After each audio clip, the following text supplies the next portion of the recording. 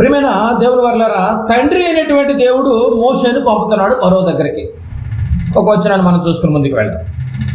తండ్రి అయినటువంటి దేవుడు ఇక్కడ కుమారుడు అయినటువంటి దేవుడు కాదు, ఇక్కడ తండ్రి అయినటువంటి యెహోవా దేవుడు అయినటువంటి దేవుడు మనకు వచ్చేసరికి తండ్రి అయిన దేవుడుగా పరిచయం చేసే యేసుప్రభుల వారు. తండ్రి అయినటువంటి దేవుడు మోషేను పంపుతున్నాడు ఫరో దగ్గరికి. ఏమంటున్నాడు? ఇప్పుడు మోషే వెళ్ళాడు, ఫరో దగ్గరికి వెళ్ళాడు. నిర్గమకాండము 7వ అధ్యాయం. నిర్గమకాండము 7వ అధ్యాయం మొదటి వచనాన్ని చూడండి, చదవండి. కాగా యెహోవా మోషేతో ఇట్లా నేను, ఎవరెవరితో అంటున్నారు? యెహోవా మోషేతో ఇట్లా నేను, ఇదిగో నిన్ను, ఏమండి మీరు బాగా చూడండి అక్కడ, ఇదిగో మోషే నిన్ను ఫరోకు దేవునిగా నియమించి తిని. ఫరోకి ఇప్పుడు దేవుడు ఎవరు? మోషేనే ఇప్పుడు దేవుడు ఫరోకి. ఏమండి ఎంత బాగుందో చూడండి, మీరు బాగా గమనించారు. దేవుడు మోషేతో మాట్లాడు, ఇదిగో నేను ఫరోకు దేవుడిగా నియమించి తిని. అంటే మోషే ఫరోకు దేవుడా? ఆ దేవుడే, మరి దేవుడే చెప్పాడు. మరి ఇక్కడ యేసుక్రీస్తుల వారి దేవుడు కాదా? ఆనాడు ఫరోకి మోషే దేవుడైనప్పుడు 2000 సంవత్సరాల క్రితం పరలోకముల నుంచి దేవునితో సమానంగా ఉన్నటువంటి యేసు ప్రభుల వారు భూమి మీదకి వచ్చి దేవుడు అని చెప్పుకున్నందుకు తప్పు వచ్చిందా? రాళ్ళతో కొట్టి చంపుతారా? ఏమి నేర్పించారయ్యా ఆనాటి ధర్మశాస్త్రోపదేశకులు, ఈనాటి క్రైస్తవ సంఘాలు నడిపిస్తున్నటువంటి సేవకులను చెప్పుకోవడానికి కూడా కొంచెం సిగ్గుగా అనిపిస్తుంది. దేవునితో సమానుడని యేసుక్రీస్తుల వారే చెప్పుచున్నాడు. ఫిలిప్పీ పత్రిక చదివాం కదండి, దేవుడితో సమానంగా ఉండుట విడిచిపెట్టకూడదని భాగ్యమని ఎంచి ఈ లోకానికి నేను వచ్చాను. సమానుడని పరిశుద్ధాత్మ చెప్పుచున్నాడు, సమానుడని దేవుడు కూడా చెప్తున్నాడు. సమానుడని చెప్పినందుకే కదండి ఆ రోజు సిలువేసింది. ఇక్కడ మీకు మ్యాటర్ అర్థం కావట్లేదు. ఆనాడు బడా పెద్ద పెద్ద అధికారులకు అర్థం కాలేదు యేసు. ధర్మశాస్త్రోపదేశకులకు ఏసు అర్థం కాలేదు. ఈరోజు పెద్ద పెద్ద సేవకులకు కూడా ఏసు అర్థం కావట్లేదు. అర్థం కాకపోవడం వల్లే బోధ మారిపోయింది. దేవుడు ఎవరో తెలియని ప్రతి ఒక్కరికి మోషే దేవుడు అవ్వాలి ఆ రోజు. తర్వాత ఎటు తిరిగి నిజమైన దేవుడిని పరిచయం చేస్తాడు మోషే బయటకు వచ్చిన తర్వాత. యేసుక్రీస్తుల వారు లోకానికి ఏమవ్వాలి? ఆ రోజు ఫరోకు దేవుడు అయినప్పుడు మోషే, యేసుక్రీస్తుల వారు ఇప్పుడు ఈ లోకానికి ఏమవ్వాలి? దేవుడు అవ్వాలి. అంతే కదండి, దేవుడు అవ్వాలి. మరి కీర్తన గ్రంథము 138వ అధ్యాయం. కీర్తన గ్రంథము 138వ అధ్యాయం 138 ఈ 2వ వచనం చూడండి.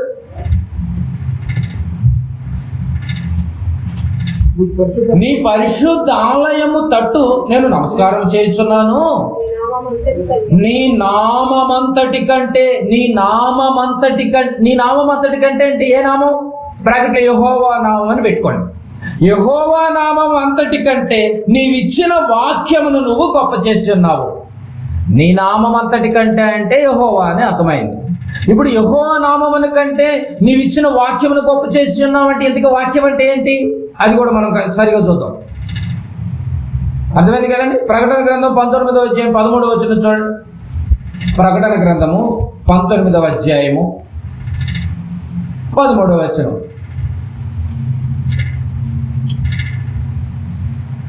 అది ఆయనకే కానీ మరి ఎవరికి తెలియదు. రక్తములో ముచ్చబడిన వస్త్రం ఆయన ధరించుకొని ఉండెను. మరియు ప్రకటన 19:13 మరియు దేవుని వాక్యము అను నామము ఆయనకు పెట్టబడి ఉన్నది. యేసు ప్రభుల వారికి పేరేంటి ఇప్పుడు? దేవుని వాక్యము అంటే కదండి. యేసు ప్రభుల వారు అంటే దేవుని వాక్యం అని పేరు పెట్టబడిందంట. మరి కీర్తన 138 2వ వచనములో యెహోవా నామము కంటే నీవు ఇచ్చినటువంటి వాక్యమును గొప్ప చేసి ఉన్నానంటే వాక్యములు ఎవరిని పెట్టాలి ఇప్పుడు? యేసు ప్రభుల వారిని. ఎవరిని గొప్ప చేయాలి ఇప్పుడు? యెహోవా నామము కంటే యేసు ప్రభు నామమే గొప్పది. అలాంటి యేసు నామాన్ని పక్కన పెట్టి యెహోవా సాక్షిని యెహోవాని పట్టుకుంటే కుదరదు. మళ్ళీ ఆలోచించాలి ఈ విషయాలని. దేవుని నామము కంటే వాక్యాన్ని హెచ్చించుతున్నాడంటే యేసుక్రీస్తుని హెచ్చిస్తున్నాడని అర్థం. తండ్రి యేసుక్రీస్తుల వారిని హెచ్చిస్తున్నాడు. నువ్వెందుకు హెచ్చించవు? డైరెక్ట్గా తండ్రితోనే ముఖాముఖి కంటే ఎట్ట కుదురుతుంది? యేసు ప్రభు త్రూ వెళ్ళాలి. ఇద్దరు వేరుగా ఉన్నారు. మీకు ఇక్కడ అర్థం కావట్లేదు. ఇక్కడ ఫిలిప్పీలకు రాసినటువంటి పత్రిక హెచ్చిస్తున్నాడా లేదా అండి? నీవిచ్చిన వాక్యమును హెచ్చించుచున్నాను, నీ నామము కంటే నీవిచ్చిన వాక్యమును నేను హెచ్చించుచున్నాను అంటే యేసు ప్రభుని వారిని హెచ్చిస్తున్నాడు దేవుడే తన కుమారుణ్ణి. నువ్వెందుకు హెచ్చించు? ఇక్కడ తండ్రి వేరు కుమారుడు వేరుగా ఉన్నారుగా. ఇద్దరు ఒకటి ఎందుకు చేస్తున్నావు నువ్వు? ఫిలిప్పీలకు రాసిన పత్రిక 2వ అధ్యాయం. ఫిలిప్పీలకు రాసినటువంటి పత్రిక పౌలు గారు 2వ అధ్యాయము 9, 10, 11 వచనాలు కలిసి ఉండొచ్చు. చూడండి, ఫిలిప్పీలకు రాసిన పత్రిక 2వ అధ్యాయము 9, 10, 11 వచనాలు. అందుచేతను పరలోకమందున్న వారిలో గాని, భూమి మీద ఉన్న వారిలో గాని, భూమి కింద ఉన్న వారిలో గాని ప్రతివాని మోకాలును యేసు నామములో వంగునట్లు. ఎందుకు హైలైట్ చేశాడు మరి కీర్తన గ్రంథంలో హెచ్చిస్తున్నాడు కదా. ఇప్పుడు ఎవరైనా తండ్రి చెప్తున్నాడు, ఇప్పుడు ఎవరైనా నా కుమారుని యొక్క నామములో మోకాళ్ళు వంచితేనే నేను వింటాను, నేను చూస్తాను, నేను పరీక్షిస్తాను, నాకు వచ్చుద్ది అప్పుడు మహిమ. ఎక్కడైనా 3 లోకాల్లో ఈ 3 లోకాల్లో ఎక్కడ పరలోకంలో ఎవరెవరు ఉంటారు? దేవదూతలు, దేవుడు ఉంటారు. అంటే దేవదూతలు కూడా యేసు నామాన్నే వంగాలి. 2, భూమి మీద ఉన్న వారిలో కానీ, భూమి కింద ఉన్నటువంటి వారిలో కానీ నా కుమారుని భూమి మీద మహిమపరచాలి. ఖచ్చితంగా మీరు నా తండ్రిని పరలోకములో మహిమపరచటం. నువ్వు కుమారుని భూమి మీద మహిమపరిస్తే నా తండ్రిని పరలోకములో మహిమపరిచినట్టు. నా తండ్రి నా కుమారుడు ఎంత నీట్గా ఉందండి. ఇద్దరు వేరు. ప్రతివాని నాలుక దాని కంటిన్యూషన్ 11వ వచనం. ప్రతివాని నాలుకయు తండ్రి అయిన దేవుని మహిమార్థమై, తండ్రి అయిన దేవుని మహిమార్థమై యేసుక్రీస్తు ప్రభు అని ఒప్పుకొనున్నట్లు. యేసుక్రీస్తుని ప్రభు అని ఒప్పుకోవాలి తండ్రి ఎదుట, ఆ తండ్రి ఎదుట ఒప్పుకొనినట్లు దేవుడు ఆయనను అధికముగా దేవుడు ఆయనను తండ్రి అయినటువంటి దేవుడు కుమారుడైన దేవుణ్ణి హెచ్చించాను అని ఉంది కదండి. ఈ క్లారిటీ లేకుండా నువ్వు సేవ చేస్తున్నావు అంటే అది అసలు ఎంత బాధాకరమైన విషయం. చూడండి, దేవుడు తండ్రి అయిన దేవుడు కుమారుడైనటువంటి ఆయన అధికముగా హెచ్చించి ప్రతి నామమునకు పైనామమునకు ఆయనకు అనుగ్రహించెను. అండి కుమారుడు చక్కగా ఘనత ఎంత బాగుందో మీరు బాగా గమనించాలి. యేసుక్రీస్తుల వారు ఎవరో తెలియకుండా బాధ జరుగుతుంది. త్రియేక నామమా? సిగ్గు లేదండి బాబు. ఇన్ని వచనాలు చూస్తున్నామే, త్రియేక నామం ఎలా అవుతుంది? నేను తండ్రి ఒకటే అని చెప్పి నీకు అర్థమైపోవాలి. ఎందుకన్నాడంటే ఏ తండ్రి ఎలా ఉంటాడో లక్షణాలు, కుమారుల లక్షణాలు కూడా అవే అని అర్థం. బైబిల్లో అలాంటి పదజాలాలు వచ్చినప్పుడు. రోమీయులకు రాసినటువంటి పత్రిక 9వ అధ్యాయం 5వ వచనం. రోమీయులకు రాసినటువంటి పత్రిక 9వ అధ్యాయము 5వ వచనం కూడా చదువుకుందాం. రోమీయులకు రాసిన పత్రిక 9వ అధ్యాయము 5వ వచనం చదువమ్మా. ఈయన సర్వాధికారి అయిన దేవుడై ఉండి నిరంతరము స్తోత్రార్హుడై ఉన్నాడు. ఏమండి ఎంత మంచి మాట. ఈయన అంటే ఎవరు? యేసుప్రభుల వారు సర్వాధికారి అయిన దేవుడై ఉండి. ఇప్పుడు యేసుప్రభుల వారు కూడా ఎవరయ్యారు? దేవుడైపోయాడు. సర్వాధికారి అయిన దేవుడై ఉండి నిరంతరము స్తోత్రార్హుడై ఉన్నాడు. ఆమేన్. ఇదే జరగాలి, ఇదే జరుగుతుంది అని అర్థం. సర్వాధికారి అయిన దేవుడై ఉండి అంటే యేసుక్రీస్తుల వారు దేవుడు, దేవుని కుమారుడు. 2, యేసుక్రీస్తుల వారే ఈ లోకానికి దిక్కు, యేసుక్రీస్తుల వారే మార్గదర్శి. సమాజంని ఈయన్నే ప్రకటించాలి. యేసుక్రీస్తుల వారిని అర్థం కాకుండా బోధిస్తే సమాజానికి నువ్వేం చెప్పలేవు. సువార్త అంటేనే ఆయన కదండి. ఆయన మరణ సమాధి పునరుద్ధానమును గురించి తెలియజేసేదే సువార్త. నేను సువార్తకి వెళ్తున్నానండి. అసలు ఆ సువార్తలోనే ఉన్నాడు ఆయన యేసు ప్రభు. నువ్వు వెళుతున్న సువార్తలో ఉన్న యేసే నీకు అర్థం కాకపోతే ఆయన అర్థం కాకపోతే నువ్వేం బోధిస్తావు? అందుకే బైబిల్లో ఈ భూలోకానికి వచ్చినప్పుడు వీళ్ళు ఆయన పరిచర్య విధానాన్ని మీరు బాగా గమనిస్తే మత్తయి సువార్తలో 24 అధ్యాయాలు ఉంటుందండి. అంధులైన మార్గదర్శకులారా, అంధులైన పరిసయ్యులారా, అంధులైన శాస్త్రులారా అన్నాడు. అంతేగాని ఒక్క శాస్త్రి పేరెత్తి కూడా మాట్లాడలేదు. అర్థమవుతలేదు. ఇప్పుడు వరకు మీరు విన్న ఈ హాఫ్ అన్ అవర్ మెసేజ్ లో ఎవరు పేరు కూడా మెన్షన్ చేయలేదు. ఆ రోజు యేసు ప్రభుల వారు కూడా అంధుడైన శాస్త్రి, అంధుడైన మార్గదర్శి, అంధుడైన ఉపదేశకులారా, ధర్మశాస్త్ర ఉపదేశకులారా అయ్యో అన్నాడే తప్ప ఏ శాస్త్రి పేరు ఆనాడు ప్రభు ఎత్తలేదు. ఇప్పటి వరకు విన్నటువంటి మీరు కూడా విన్నటువంటి ఈ బోధలో కూడా ఎవరు కూడా పేరెత్తి మాట్లాడలా. దొంగ ఎవడో వాడు తడుక్కోడు భుజాలు. నీకెందుకు నొప్పి, బాధ, యోచన? తప్పు చేయని వాడు ధైర్యంగా మాట్లాడతాడు పోలీసు వాడితో. ఎంతో మందిలో నన్ను ధైర్యంగా మాట్లాడతాడు. తప్పు చేసిన వాడు దొంగ ముఖం ఎలా ఉంటుందంటే నల్లగా ఉంటుందండి. మేకప్ వేసుకుని నలుపు మేకప్ వేసుకొస్తాడని కాదు, అక్కడ ఆ కళ్ళల్లో చూసి పసిగట్టేస్తారు ఈ డిపార్ట్మెంట్ వాళ్ళు. ఎవరు అయితే తప్పుడు బోధలో నడిపిస్తున్నారో వాళ్ళకే ఈ గుండెలో గుచ్చుకుంటున్నాయి. ఓపెన్గా చక్కగా సమాజం ఎదుట, సంఘములో ఇప్పటి వరకు నేను బోధించినది తప్పు ఒప్పుకున్నవాడు పరలోకానికి అర్హుడవుతాడు. తప్పేముంది? తెలుసో తెలియక నేను ఇలాంటి తప్పుడు మార్గంలో నడిపించాను, త్రియేక దేవుడు అనే పదశాలలు పెట్టాను అని ఒక వర్గం ఒప్పుకోవాలి. రెండో వర్గం యెహోవా నామమే గొప్పదనుకున్నాము అని యెహోవాను బోధించుకుని వెళ్ళేటటువంటి వాళ్ళు, యెహోవా సాక్షులు, ఈ ఇద్దరూ ఒప్పుకోవాలి. లేదు మేము యేసునే కొలుస్తామంటే కుదరదు. యేసు ద్వారా తండ్రిని కొలవాలి. నాకు రావాల్సిన మహిమ ఏమేను? నాకు మహిమ రావాలి, నా కుమారుడు ద్వారా రావాలి. నీ ఆరాధనలో తండ్రి ఉన్నాడా? నీ ఆరాధనలో యేసు ఉన్నాడా? నీ ఆరాధనలో పరిశుద్ధాత్మ ఉన్నాడా?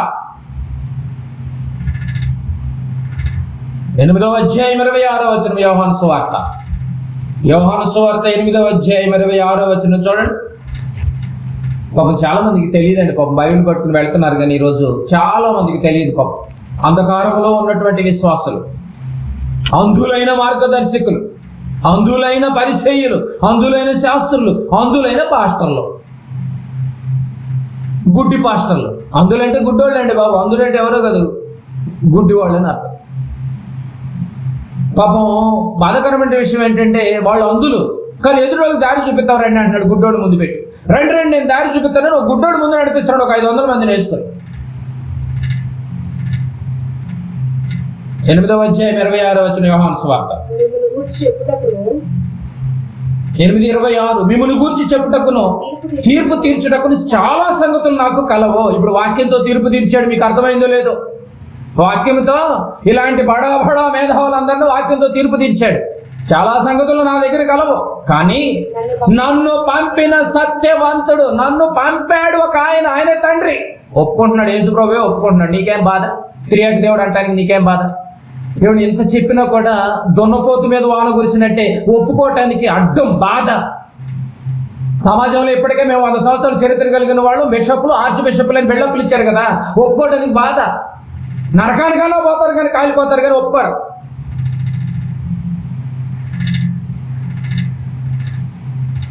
నన్ను పంపిన వాడు సత్యవంతుడు, నన్ను పంపిన వాడు నేనే సత్యవంతుడు అంటలేదు ఇక్కడ. నన్ను పంపిన వాడు, నేను సత్యవంతుడను. నేను ఆయన యొద్ద వినిన సంగతులే. ఎవరి దగ్గర విన్నారు? నన్ను పంపిన తండ్రి ఉన్నాడు, ఆయన దగ్గర తండ్రి దగ్గర నేను ఆయన యొద్ద వినిన సంగతులే లోకమునకు బోధించుచున్నానని చెప్పాను. అంటే యేసు ప్రభువు వారు కూడా తండ్రి దగ్గర వినిన సంగతులే చెప్పాడు. చక్కగా చెప్తుంది చూడండి. నేను తండ్రి దగ్గర వినిన సంగతులు మీకు చెప్తున్నాను. నాకు సర్వాధికారం ఇవ్వబడింది. నన్ను మీరు ఆరాధించాలి అని అంటే ముందు నా ఆ ఆరాధన తండ్రికి చేరాలి అంటే నా ద్వారా వెళ్ళాలి. 2 ఉన్నారు, 3 ఉన్నారు, 3 వేరు. ఆలోచించాలి. చాలా సంగతులు ఉన్నాయి కానీ నన్ను పంపినవాడు సత్యవంతుడు. మీ అందరి గురించి చాలా సంగతులు తెలుసు కానీ నన్ను పంపినవాడు సత్యవంతుడు. నేను ఆయనతో వినిన సంగతులు లోకమునకు బోధించున్నానని చెప్పాను.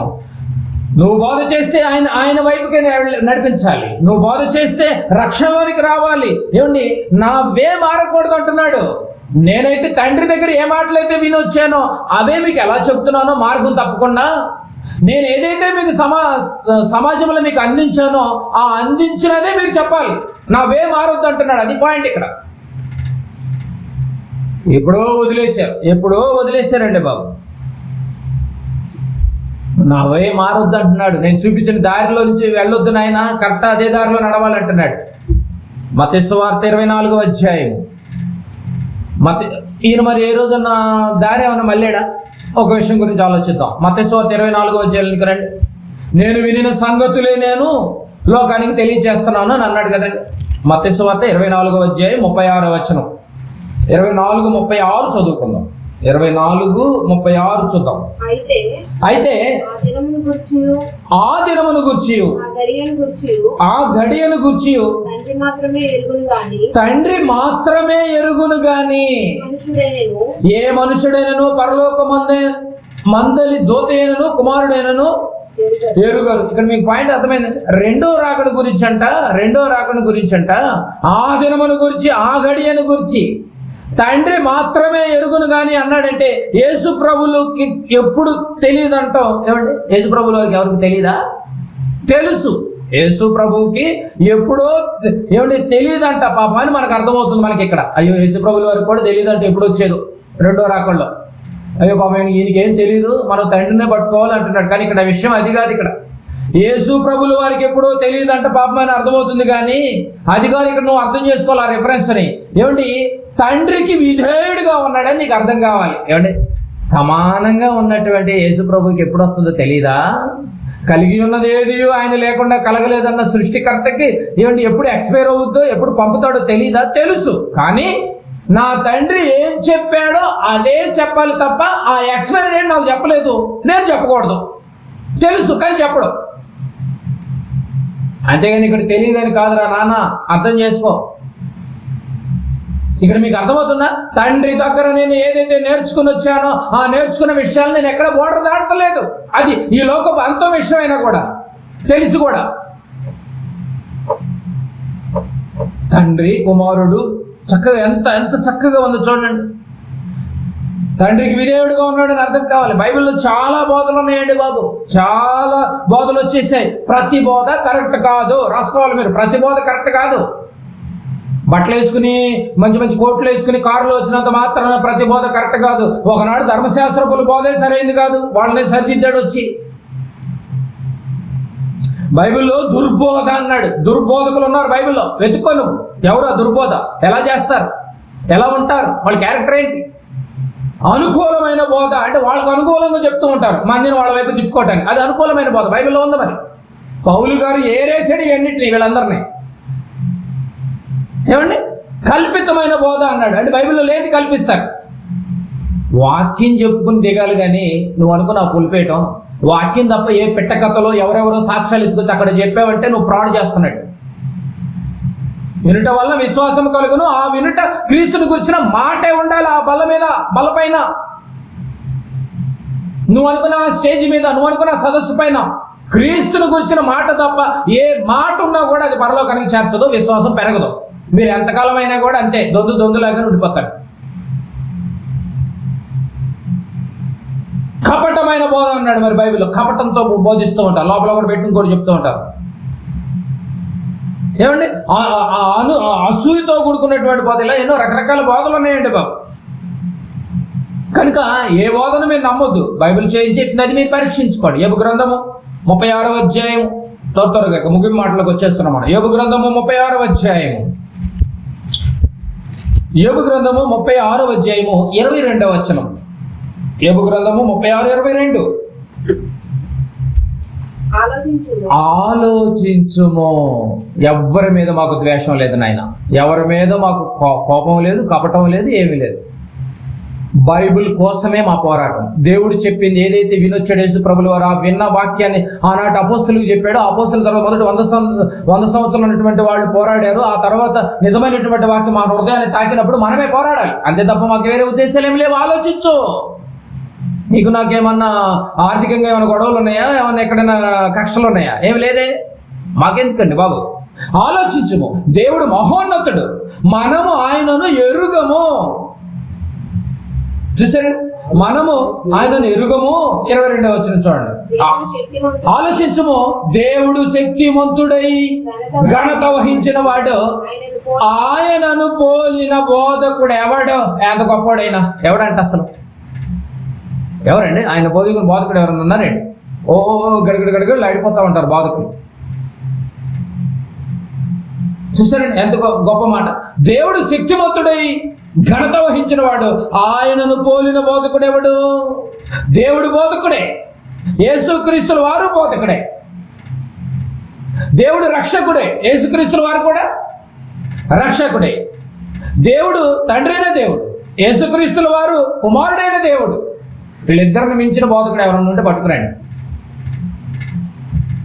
దేవుడు అల్ఫయో ఓమేగాయో. యేసుక్రీస్తుల వారు ఆది అంతం. వీళ్లను పోలిన బోధకుడు ఎవడైనా ఉన్నాడండి? నిన్న మొన్న వచ్చిన బచ్చగాళ్ళంతా ఒక 100 సంవత్సరాల చరిత్ర వేసుకుని సంఘంలో చలామణి అవుతుంటే అది రైట్ అవుతుందా? బైబుల్ రైట్ అవుతుంది. కానీ ఆలోచించాలి. ఆలోచించము ఉంది కదండి అక్కడ. ఆలోచించము. దేవుని దగ్గరకు వెళ్ళాలి అంటే ఆలోచించాలి. యోహాను సువార్త 14వ అధ్యాయం. యోహాను సువార్త 14వ అధ్యాయం. యోహాను సువార్త 14వ అధ్యాయము 6వ వచనం. యోహాను సువార్త 14వ అధ్యాయం 6వ వచనం.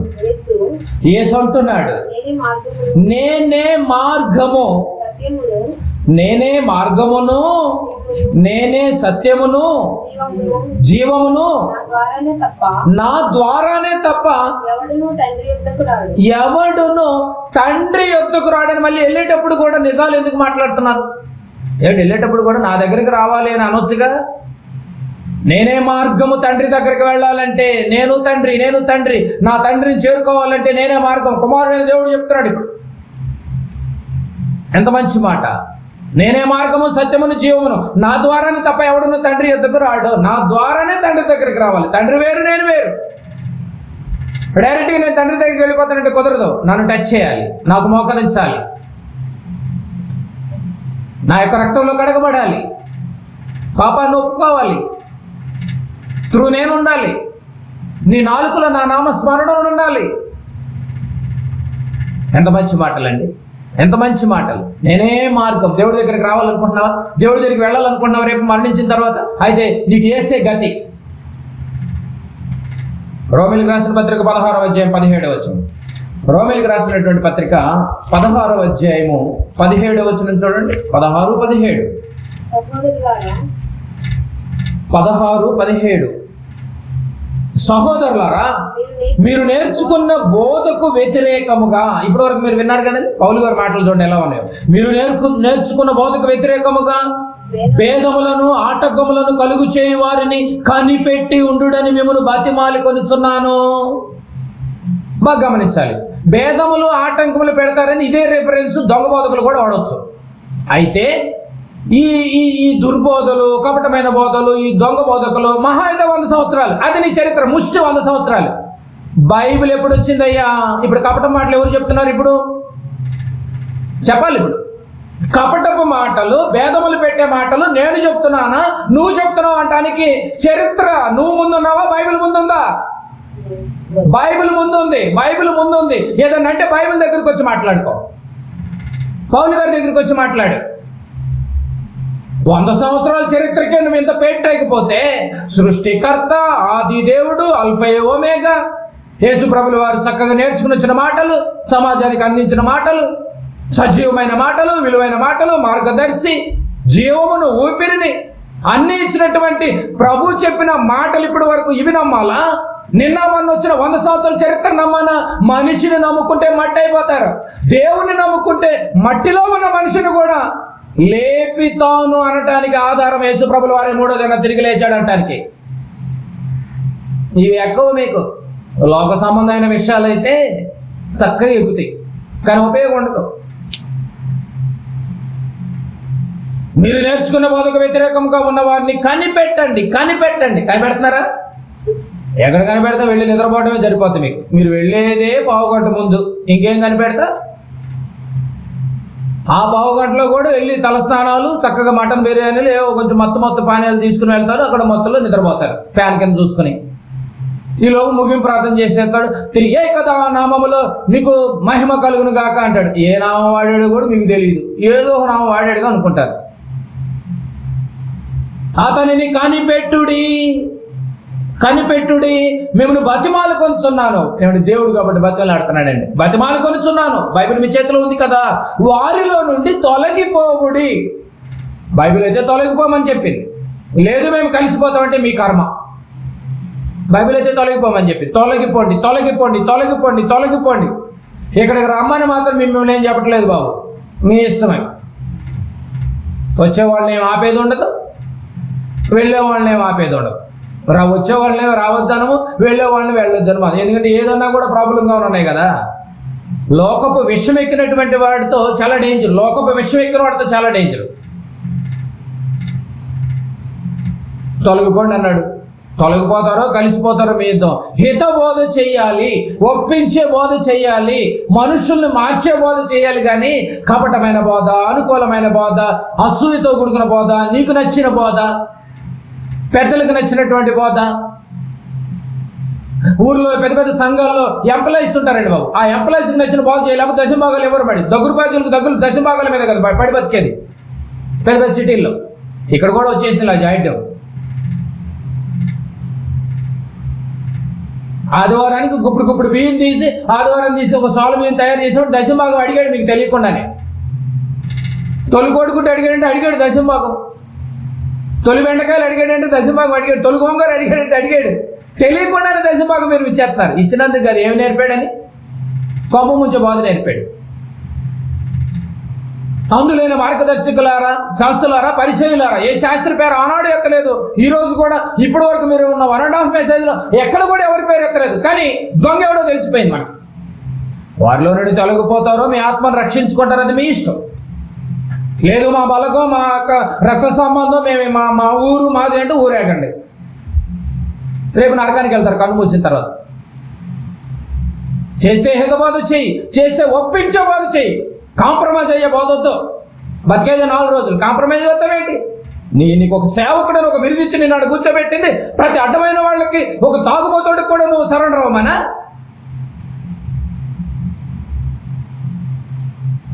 మందిరంలో కొద్దిసేపు కూర్చొని బయట తైతక్కలాడేటటువంటి వాళ్ళు మందిరంలో ఉండే రైట్స్ కూడా లేవు. మరి ఎందుకు కాంప్రమైజ్ అవుతున్నావు? ఎందుకు భయపడుతున్నావు? యేసుప్రభుల వారిని చూసి ఆనాడు బోధ భయపడిపోయారంట. మొహమాటము లేకుండా నువ్వు బోధించుచున్నావని ఎరిగానంటది. మొహమాటపు బోధ అండి ఈరోజంతా. మొహమాటం పోతే ఇది అయిందంట. మరి పాపము గర్భాన్ని ధరించి మరణానికంటే ఎక్కడికి వెళ్తారు? నరకానికి పోతారు. అన్నీ తెలుసు మీకు, కానీ మీ బతుకులు అంతే. కానీ వాక్యం అంటుంది అలా ఉండవద్దు మీ బతుకులు. మారండి, మార్పు చెందండి. మీకు ఇచ్చినటువంటి గ్రంథాన్ని ఒకసారి ఓపెన్ చేయండి, ఆలోచించండి ప్రియమైన దేవుని వారలారా. చివరికి ఒక్క మాట, తెస్సలోనికి రాసినటువంటి రెండవ పత్రిక. ఎందుకంటే ఇంత కఠినమైన మాటలు మాట్లాడతారు అని అంటారు. కానీ బైబిల్లో ఆవేశంతో, దైవావేశంతో కూడుకున్నటువంటి మాటలని ఉంది. ఇవి గుర్తురావు మీకు. అసలు ఆదికాండం నుంచి ప్రకటన గ్రంథం వరకు కూడా అంట దైవ ఆవేశంతో వచ్చినాయి అంటే ఈ మాటలన్నీ. ఆవేశంతో ఉన్నాయి, ఆవేశంగానే చెప్తారు. కూల్గా కాళ్ళు పిసుకపోతే చేయాలి అంటే మేము అటు చేయలేమండి. దైవ ఆవేశం వల్ల కలిగిన బోధ అంటాడు తిమోతి రాసిన పత్రికలో. ఈ బోధ ఎట్లా వచ్చిందంట? దైవ ఆవేశంతో వచ్చింది, కట్టలు తెంచుకొని వచ్చిందంట. పిల్లలు అయిపోతున్నారు, మార్గదర్శకులు అందులో అయిపోయారు. ఆనాడు ఈనాడు. తెస్సలోనికి రాసిన 2వ పత్రిక 3వ అధ్యాయము 6వ వచనం చూడండి. సహోదరులారా, మా వలన పొందిన బోధన ప్రకారము కాక అక్రమముగా నడుచుకొను ప్రతి సహోదరుని యొద్ద నుండి తొలగిపోవాలనని మన ప్రభు అయిన యేసుక్రీస్తు పేరిట మీకు ఆజ్ఞాపించుచున్నాను. ఏది అక్రమైన బోధ మీరు పరిశీలించాలి. అక్రమైన బోధ నిన్న మొన్న వచ్చిన 10 సంవత్సరాలు 15 సంవత్సరాల బోధ, అది అక్రమైన బోధ మీరు అన్నారనుకో, మీ బోధ ఉన్న ఒరిజినల్ బోధ 100 సంవత్సరాల బోధ. మరి బైబిల్ మేము ప్రకటిస్తున్నాం, నువ్వేం కల్పించిన బోధ చేస్తున్నావు, ఏది రైతే మీరు ఆలోచించుకోండి. 2000 సంవత్సరాల క్రితం ఆది నుంచి ఉన్నటువంటి వాక్యాలు మనం ప్రకటిస్తున్నాం. కాన్ఫిడెంట్ గా, ధైర్యంగా, ఒప్పించే బోధ, కమెంట్ చేసే బోధ, ఆలోచింపజేసే బోధ, దొరికిపోయే బోధ కాదు ఇది. నువ్వు చేసే బోధలో ఏమండి త్రియేక దేవుడు అన్నటువంటి బోధ తప్పు, యెహోవా సాక్షులు అన్న బోధ తప్పు, ఓన్లీ యేసు ప్రభుని ఆరాధించాలన్నది తప్పు. తండ్రిని ఆరాధించాలి, కుమారుని ద్వారా ఆరాధించాలి. దీనికి సపోర్ట్గా పరిశుద్ధాత్మ సహాయం ఉండాలి. ముగ్గురు వేరు వేరు, వాళ్ళ పనులు వేరు, వాళ్ళు వచ్చినటువంటి వర్క్ షెడ్యూల్ వేరు. కనుక ప్రియమైన దేవుని వారలారా, వారిలో నుండి తొలగిపోయి అక్రమంగా నడిచే ప్రతి సహోదరు నుండి తొలగిపోండి అని ఉంది చూడండి 6లో. అక్రమముగా నడుచుకొని ప్రతి సహోదరుని యొద్ద నుండి తొలగిపోవాలనని. తొలగిపోయి ఏం చేశారు? త్రియేక దేవుడు నామంలో అడుగుతున్నా అన్న వాళ్ళ దగ్గరికి కనెక్ట్ అయ్యారు. సిగ్గుంటే కొంచెం వాక్యం చూడుకోండి. నేను వేరే అట్లా నిజాలే మాట్లాడుతున్నాను. తొలగిపోయి ఏం వెలగబెట్టారు? అక్రమైన బోధలోనికి వెళ్ళారు. ఏది అక్రమైన బోధ? నీ గుండెకి తెలుసు, నీ హృదయానికి తెలుసు. ఆలోచించండి ప్రియమైన దేవుని వారలారా. అక్రమంగా నడిచే ప్రతి సహోదరుని తొలగిపోండి. యేసుక్రీస్తుల వారు ఆయనే దైవం, ఆయనే దేవుడు, ఆయనే తండ్రి కుమారుడు. ఎప్పుడు దేవుడు అనాలో, ఎప్పుడు దేవుని కుమారుడు అనాలో, ఎప్పుడు రక్షకుడు అనాలో, ఎప్పుడు బోధకుడు అనాలో మనకు తెలుసు, కానీ చాలా మందికి తెలియదు. ఎంతకాలం సందేహం పెడతావయ్యా నాయన మాకు చెప్పని పెద్ద పెద్ద బిషపులు అడిగారు ఆ రోజు యేసు ప్రభులు వారు. ఈనాటి బిషపులకి సందేహమే, ఆనాటి బిషపులకు కూడా సందేహమే. మళ్ళీ సందేహమేలా సంశయమేలా అని పాటలు. ఎందుకు సందేహం? ఎందుకు? నీకు ఇచ్చిన 66 పుస్తకాలు చదువుకో, ఆలోచించు, ఏది రైటో నువ్వు పరీక్షించుకో. అందుకే మీకు ఎప్పుడు వచ్చినా కూడా చక్కగా రాసుకోండి, చదవండి, తెలుసుకోండి, దేవునికి దగ్గర అవ్వండి కుమారుడి ద్వారా. సత్యవాక్యాన్ని సరిగా ఉపదేశించాలి. ఇదే క్రీస్తు మనకు చెప్పిన బోధ. ఆలోచించి సన్మార్గంలో నడిచి అనేక మందిని నడిపిస్తారు.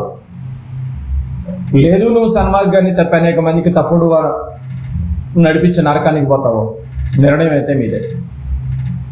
యేసుక్రీస్తులు వారు ఎవరో తెలియకుండా దయచేసి బోధ చేయకండి, తెలుసుకోండి, తప్పులేదు. పెద్ద చిన్న అన్నటువంటి సిగ్గు బిడియలని పక్కన పెట్టి సిగ్గుపడలెక్కన లేని పనివారిగా తయారవ్వండి అందరూ. సిగ్గెందుకు? సర్వసృష్టికర్తను తెలుసుకోవటంలో సిగ్గెందుకండి? ఆలోచించి ప్రభుల వారు మన కోసం 33.5 సంవత్సరాలు నలిగిపోయాడు. నా పాపముల నిమిత్తం నలిగిపోయిన క్రీస్తుని హృదయాల్లో నింపుకొని పంపించినటువంటి తండ్రిని ఆరాధిస్తూ, కుమారుడి ద్వారా మోకరిస్తూ, కుమారుని ద్వారా ప్రార్థన చేస్తూ, అంతవరకు కూడా మన యొక్క కుటుంబాలని, సంఘాలని, విశ్వాసుల్ని ఇలాంటి విలువైనటువంటి వాక్యముతో కాపాడుకుందాం. దైవావేశం వల్ల వచ్చినటువంటి వాక్యాన్ని కష్టమైన, బాధైన, శ్రమైన ఆవేశంగానే పరిచయం చేయాలి. కానీ ఏముందులే అని సమర్థించే బోధ చేస్తే, మనోళ్లే కదా అని సమర్థించే బోధ చేస్తే, మన బ్లడ్ రిలేషనే కదా అని సమర్థించే బోధ చేస్తే వెళ్ళేది రేపు నరకానికి. ఆలోచించి ప్రభు రాకడ కొరకు సిద్ధపడండి. కళ్ళు మూసుకోండి, ప్రార్థన చేసుకుందాం. ప్రేమ నమ్మకం కలిగిన మా పరలోకపు తండ్రి, ఘనమైన దేవ, మీ పాదాలకు వందనాలు చెల్లించుకుంటున్నాము నాయన. మీరు ఇచ్చినటువంటి అమూల్యమైనటువంటి మాటలు మేము పరీక్షించాము తండ్రి.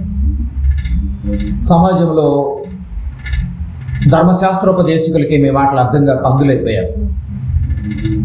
ఆనాడు పరిస్థితి అలాగే ఉంది, ఈనాటి పరిస్థితి కూడా అలాగే ఉండిపోయింది నాయన. బైబిల్లో ఇన్ని వచనాలు మీరు రాసించినా కూడా ఎవరు చూడట్లేదు నాయన. అర్థమైనటువంటి వాళ్ళు కూడా తొలగిపోయి అక్రమంగా ఉన్నటువంటి వారితో కలిసిపోయి ఇద్దరూ కలిసి నరకానికి వెళ్ళిపోతే ఈ మాటలు ఎవరు చెప్పాలి నాయన? ఒకనాడు అపోస్తలులు, ఒకనాటి ఎంతోమంది సేవకులు, భక్తులు మీకోసం ఎంతగా నలిగిపోయారు. మా యొక్క జీవితాలను కూడా అలా మీ నామఘనతకి ఈ రీతిగా వాడుకోవటానికి నాయన మేము ఎల్లప్పుడూ సిద్ధంగా ఉన్నాము నాయన. మా బ్రతుకులను మీకు నచ్చినటువంటి విధానంలో, మా కుటుంబాలను మీకు నచ్చినటువంటి విధానంలో మా అందరి కుటుంబాలలో కృప దయచేయండి. పాఠశాలకు వస్తున్న ప్రతి బిడ్డలు మీరు ప్రత్యేకంగా మీరు జ్ఞాపకం చేసుకోండి.